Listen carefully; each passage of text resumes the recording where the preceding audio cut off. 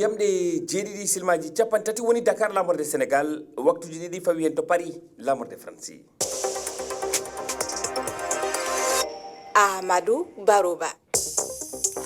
tedduɓe heeɗiɓe RFI Fulfulde jamalla wale mon bismilla mon ley kabaruji ɗi ko ɓuuri hen tengtude oɗo subaka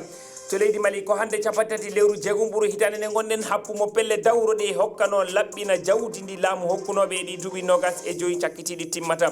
waɗi jonte seeɗa suudu cour suprême namdinoma yo pelle dawro ɗe hokku dalilaji jogola jawdi laamu ngu fewde e majji tesko o woni ha ɗo pelle dawro kewɗe jaɓani ndu noddanu nde tefore men gartu hen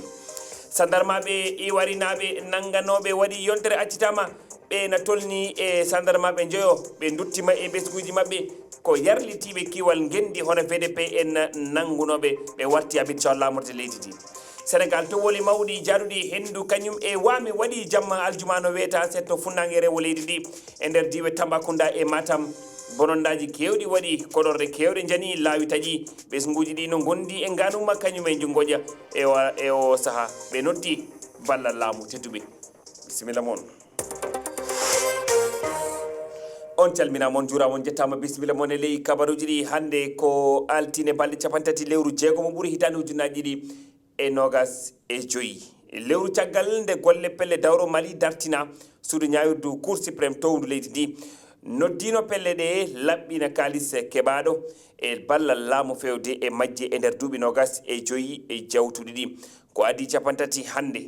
hono hewɓe ardiɓe pelle dawro jaɓani noddanu ndu e wiide ɓe ɗum wawa latade so tawi pelle mabɓe dawro ɗe no keddi e dartinde golle mumen ha joni keɗoɗen Bodi Ba. ñawirde towndu Mali no namdi pelle dawre ɗe hokkirde kala ko ina gongina wonde ɓe keɓi balli tuggi hitande ujunnaje ɗiɗi ha hitande ujunnaje ɗiɗi e 25 ko adi nde lewru ndu no maaya ko ɓuuri temdere e ardiɓe pelle dawru kolli anniya mum en wasdi jabtade Amadou Koyta horejo fedde dawru PS Yelen Koura lundinde laamu ngu soɓe ji jabude no mbawa jabude parce que gouvernement wi reno wawa parti politique wona présentant parti politique sana waɗa rapport mum tawa secrétaire chargé des questions économiques et financières a tawa trésorier général a tawa secrétaire permanent mono ɓe kadi waɗde réunion de tout 25 ans ɓe gaɗi ɓe mbi mone ka koɓe jiɗi tan cour suprême waɗa appliqué loi waɗa appliqué droit wonande ardiɓe pelle dawru woɓɓe ɓattiɓe laamu faddew ngu ɓataki o siñinama ko adi nde golle mabɓe no dartini ɗum holli wonde ina hani ɓe laatina dalilaji ɗi ɓe namna ɗi foof Badra Aliou Sangare horejo alliance Mali Tagné les partis politiques kalfinaɗo ko fati e limogol kalifi to suudu ñawirdu towndu leydi ndi nangi pelle dawroɗe gila 13 lewru nayo ɓuru ko on ñalawma ni ɗe pusa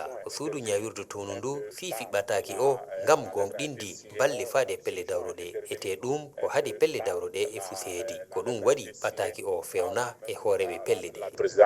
e andinde wonde saɗɗiji pelle dawro ɗe ɗi 17 lewru jetaɓɓuri hitande ujunnaje ɗiɗi e joyyi haade mum e momtede e hitande ujunnaje ɗiɗi e 25 ina fawno pelle dawro ɗe hollidde hitande kala balle ɗe ɓe keeɓi ko adi 51 lewru tataɓɓuru to ñawirdu towndu kadi ñawirdu ndu ne fawo cimtol mum ko fati e mum haade 51 lewru 17 e nder nden hitande wotere